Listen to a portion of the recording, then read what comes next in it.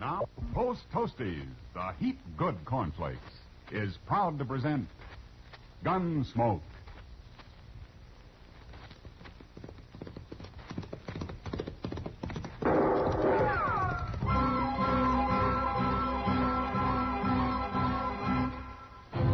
Around Dodge City and in the territory on West, there's just one way to handle the killers and the spoilers, and that's with a U.S. Marshal and the smell of gun smoke.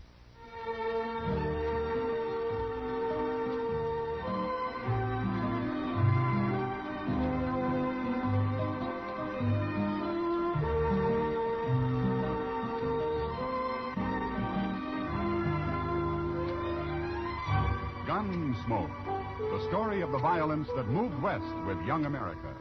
The story of a man who moved with it. Matt Dillon, United States Marshal. Say there, next time you hear a crackling noise in your kitchen, you better get up and investigate. Maybe somebody just couldn't wait for his breakfast of crackling crisp Post Toasties. And that's a treat you shouldn't miss. Post Toasties, you know, are the heat good cornflakes. Why, after one taste, I'll bet anything you'll agree with me. Post Toasties is just the best thing that's happened to corn since the Indians discovered it. There's nothing quite like sweet kernel corn flavor when it's toasted right in. Toasted into crisp, fresh cornflakes. Man, oh man, that's Post Toasties. Heat good cornflakes. Better try 'em. And now, Gunsmoke, starring William Conrad.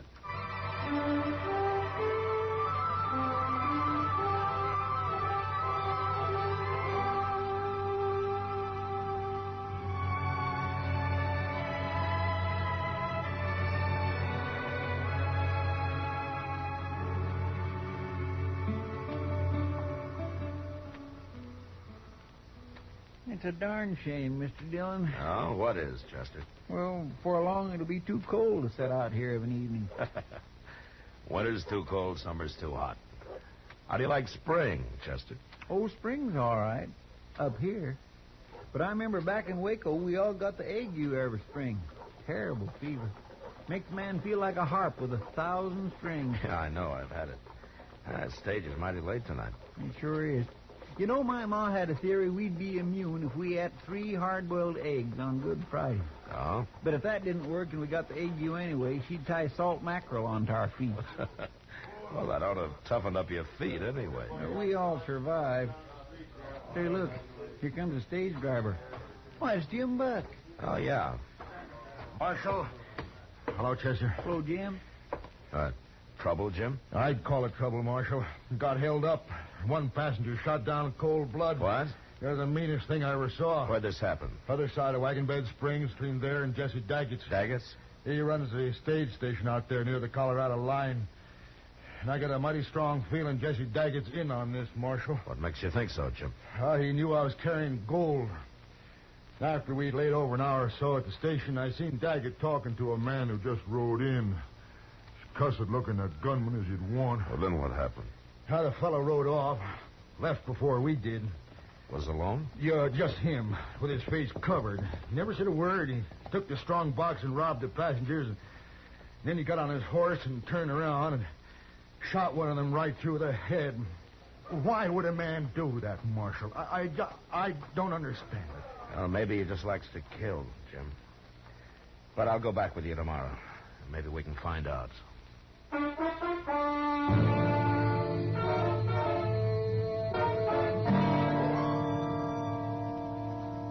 We made the trip down to the Santa Fe Trail next day, through Wagon Bed Springs and on to Jesse Daggett's stage station. I sat on the box with Jim Buck while Chester rode inside with the passengers. And by evening, everybody was glad when we reached Daggett's. It was a typical road ranch with a large eating room and a row of sleeping quarters for the travelers. Jesse Daggett himself was a tall, angular man, gaunt and gray. He was quiet, but one could feel the trouble that lay inside him. The first chance I had to talk to him was in the yard after supper. Cold weather be coming soon. Have to lay in more whiskey. Yeah. You, had this station long? 3 years come spring. Built it myself. Pawnees tried to burn it down now and then, but I'm still here. You plan to stay here, Daggett? Man's plans are his own, Marshal. I'm sorry. It was just an idle question. It's all right. Yeah, I think I'd like it here myself. No neighbors, but lots of company passing through. It ain't all good company. Well, lots of people travel, good and bad. True? Like the man who held up Jim Buck's stage yesterday and shot that passenger. What about him? Well, you might call him the bad kind, don't you think? What I think won't raise the dead, Marshal. It might keep more people from dying, though. I figured that's what you're doing here, looking for that fella. Jim Buck thinks it might have been that gunman you were talking to here the day of the holdup. That was Nat Pilcher. But I don't care what Jim Buck thinks. Well, everybody expects a stage to get held up once in a while, but it's a different matter to shoot people down for nothing. I don't figure this man, unless he's just a born killer. He could have a lot of reasons. Men are all different. Yeah, sure. All got different reasons for doing what they do, living the way they live.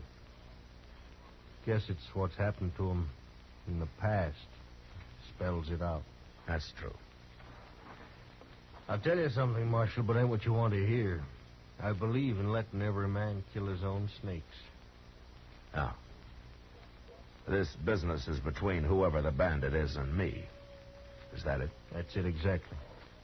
Every man for himself, you might say. I won't interfere, but I won't help. I see. Got to be like that. Even though a man was killed for nothing? Let dog eat dog, I say. Yeah. I hope you won't regret it, Daggett. One more regret won't break me, Marshal.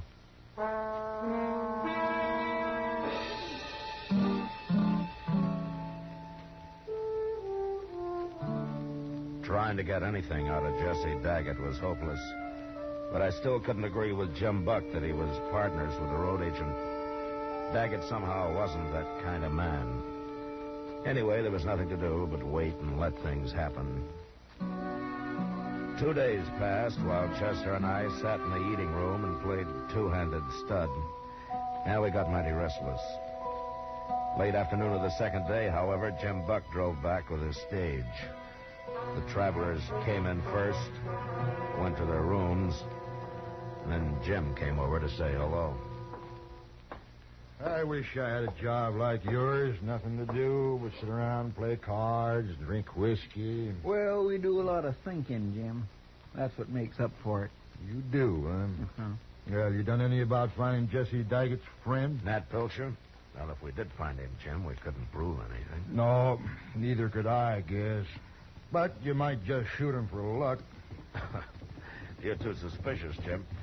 He was probably just some cowboy riding through. Maybe.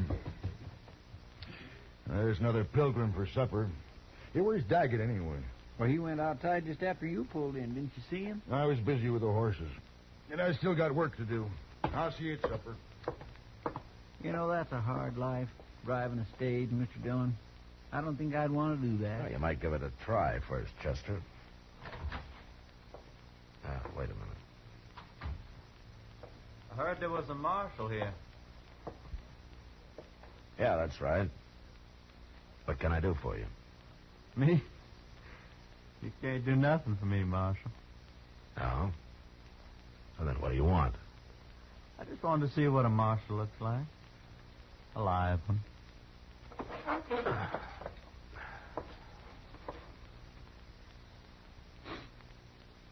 Satisfied? Sure.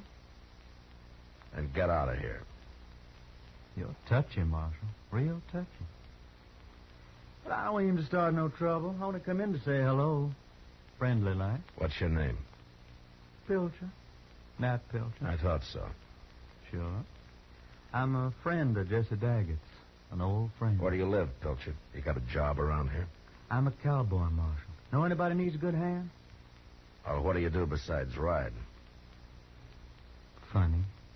You ask that. Is it? You being a lawman, dear.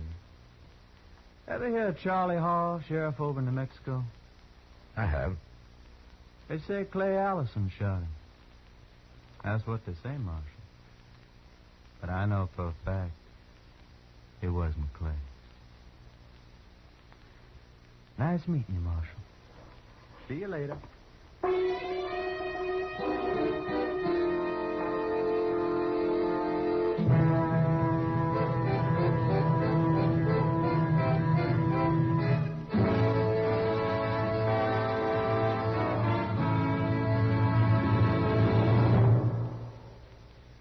Say, how are morning appetites at your house? Well, if they're pretty drowsy, here's a real good way to wake 'em up. Set a bowl full of Post Toasties, the heat-good cornflakes, at everybody's place. Just watch your folks take notice when they Eat dog, I say. Yeah. I hope you won't regret it, Daggett. toast it in. Bet your whole tribe will agree with you. Post Toasties are the best thing that's happened to corn since the Indians discovered it. And here's a thought, if you'd like to make a good thing even better. Try topping Post Toasties with your favorite fruit. You'll find that's a mighty good way to start the day. Fact is, it's a downright delicious way. So next time you shop, be sure to ask for Post Toasties. They're the heat-good cornflakes. You'll see. Post Toasties, heat good cornflakes. The best thing that's happened to corn since the Indians discovered it. Heat good cornflakes. Post Toasties, heat good cornflakes. Now back to Gunsmoke.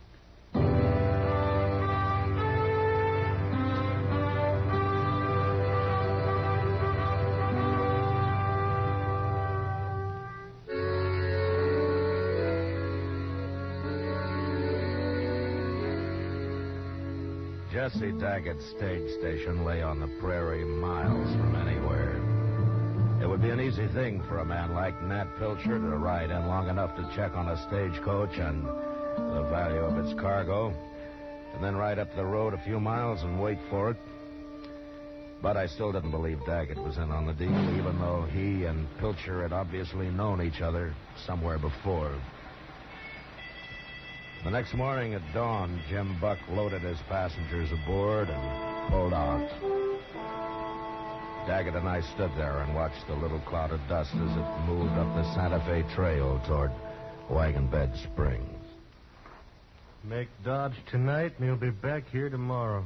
I met your friend Nat Pilcher last night, Daggett. Pilcher rode out before supper. Yeah, I know. Seems like he only came in to tell me what a hard case he is. To warn me about it. It didn't have much effect. You're still here. You don't think I scare that easy? You're all right, Marshal. Things will work out here without you. Daggett, I don't know what's going on down here, and if I'm meddling in your affairs, I'm sorry, but a stage has been robbed and a man's been killed, and that makes it my affair, too. I want to thank you for not thinking I got anything to do with all that, Marshal. Well, I wasn't sure at first, but I am now. Even so, I'm not going back to Dodge without a man. No, I suppose you won't. Well, let's go inside. Sure. You, ought to plant some trees there, Daggett. It'd sure improve the place. Not enough water. I'll dig for it, then. You'll never get a woman to come out here and marry you unless you've at least cut some trees. How's that? There's no offense. I was just remarking that women like things growing around the place. Let's say I meant it generally. No offense. I thought to have a woman here once when I first planned about running a stage station. That was over in New Mexico. Seems like a long time ago. Well, things don't always work out. Yeah, I was mighty fond of her, Marshal. But I lost her. I've been a little lonely ever since. Well, you came close. That's better than some men do. I don't know about that.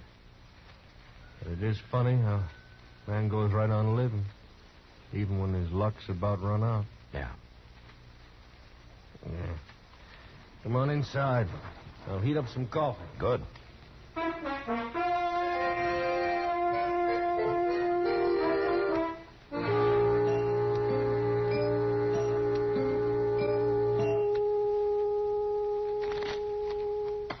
Cut him, Chester. Mr. Dillon, You mind if we don't play anymore? I'm beginning to see things. It's okay with me. The stage ought to be here soon anyway. And just think, Jim Buck's been all the way to Dodge and back, and we just been sitting here another 2 days. Well, waiting's always the hardest part. Well, there's the stage now. At least there'll be some people around here. Yeah. Hello, Jim. Come out here, Marshal. What? More trouble, Jim? You stop me again, Marshal. By heaven, I'm going after him now if you don't. Take a look in the coach here. Why? What's the woman? Is she dead, Jim? Of course, she's dead. She's got a bullet in her. Where are your other passengers? There ain't any. She's the only one this trip. Look at her, Marshal. He killed her. And there's some blood soaking through your jacket, Jim. You hit bad? In the shoulder. Knocked me off the box. I wasn't going to stop at all. And then he just rode up and put a bullet in her and rode off. Never said a word. You think it was Pilcher? Well, let's ask Jesse Daggett here who it was. No. Take a look in the coach, Daggett. Take a good look.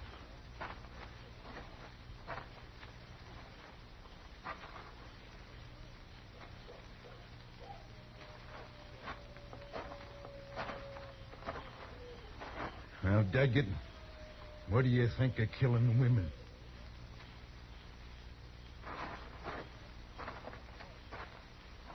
Look at him, Marshal. I told you. Did you ever see a guiltier-looking man? You're wrong, Jim. Doesn't even make sense. Well, he didn't do it. No, but he's in on it somehow. Chester, I'll help you bring the woman inside. Then we'll see what we can do about your shoulder, Jim. Come on.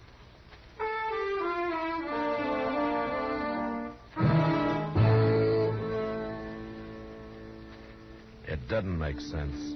None at all. But I figured it would soon. And after I did what I could for Jim Buck's shoulder, Chester and I buried the woman, put a cross over her grave. We'd find out later who she was. The rest of the night, we took turns watching for a move from Jesse Daggett.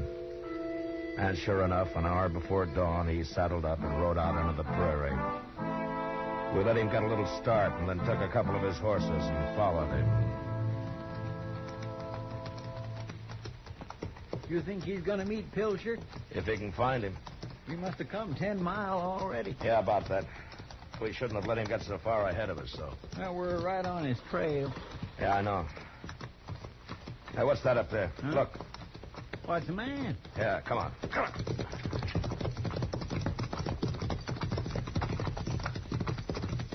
Whoa. What's Daggett, Mr. Dillon? He's been shot. Yeah.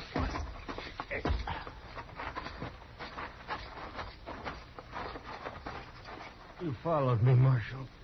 How bad are you hurt, Daggett? Pretty bad. Pilcher? I'd have killed him, but my gun didn't go off. And he got me easy then. No luck left at all. Right? Any idea where Pilcher is now, Daggett? Said he was going back to the station to get you. Took my horse with him. I'd have come with you this morning. Wasn't your business. This was between me and Pilcher. Come here looking for a fight. I didn't want to kill anybody no more. Not even him. So he drove me to it. Finally, that woman yesterday.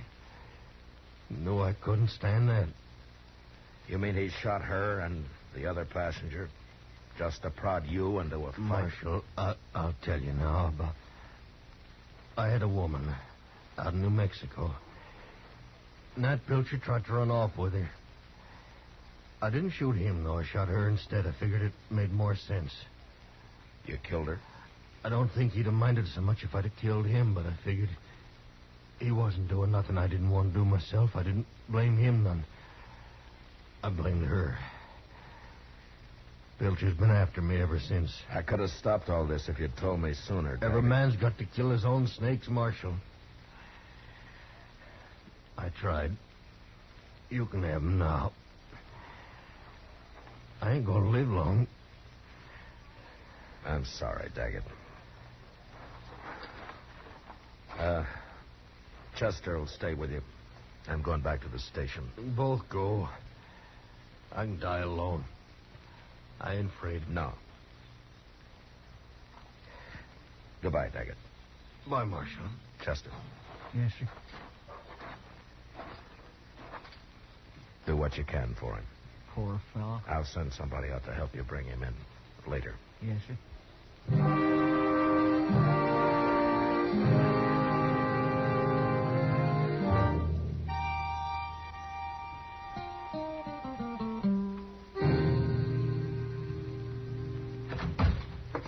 It's about time you got here, Marshal. Where's Pilcher, Jim? Out back, looking for whiskey. Where's everybody else? It's been a busy morning. How's your shoulder? It hurts. I gotta get up to Dodge somehow and see it. Morning, Marshal.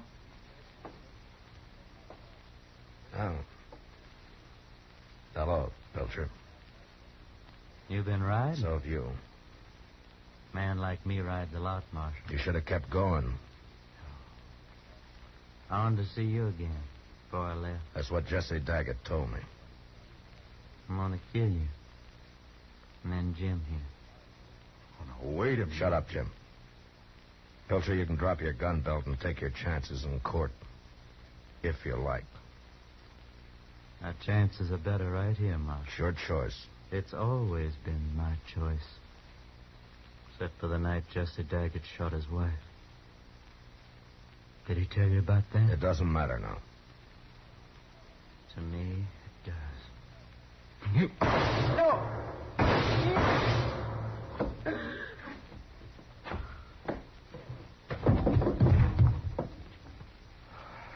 You killed him, Marshal. Yeah. You hit? No. What's this all about, anyway? A woman. Jim, I'm going to hitch up the stage and drive you into Dodge. Yeah. I'd be grateful for that, Marshal. We'll have to go out of our way some. Huh? Why? Daggett's luck ran all the way out this morning, that's why.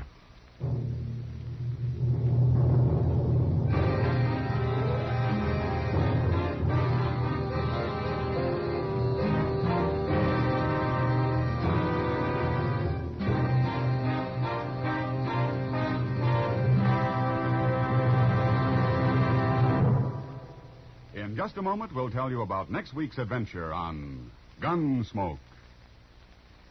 Say, Mother, want to see your small fry eat a better breakfast than ever? Well, may I suggest that you dish him up some sugar crinkles to start with? Sugar crinkles, you know, make breakfast more fun than a circus. Sugar crinkles is the sugar rice treat that's just right sweet. It's high time to forget these sugar-coated cereals that seem too sweet to you and those others that don't seem sweet enough to the kids. Just pour out crisp golden sugar crinkles and see how just right sweet a sugar-coated cereal can be. Just right sweet. Be sure to get several packages of sugar crinkles because they're great for snacks. Kids love them that way. Kids love them anyway.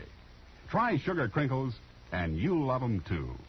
Remember, new sugar crinkles is the sugar rice treat that's just right sweet.